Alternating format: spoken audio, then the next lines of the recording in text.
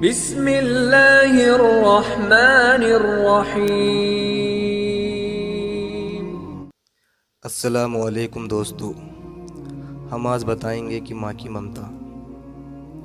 حضرت داؤد علیہ السلام کے زمانے میں دو عورتیں تھیں، دونوں کی گود میں دو بیٹے تھے۔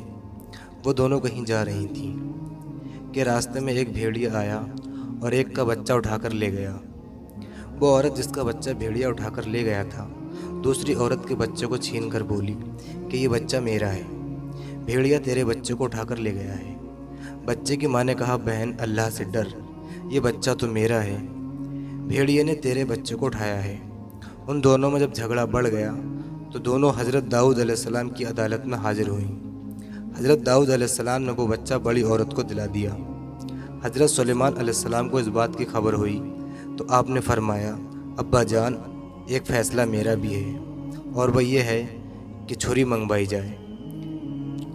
میں اس بچے کے دو ٹکڑے کرتا ہوں اور آدھا بڑی کو اور آدھا چھوٹی کو دے دیتا ہوں۔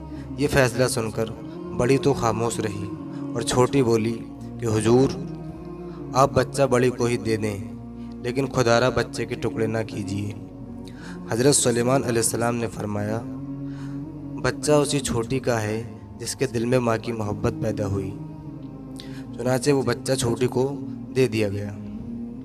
یعنی اجتہاد کے ساتھ کوشش کر کے بڑے بڑے مشکل مسائل حل ہو جاتے ہیں۔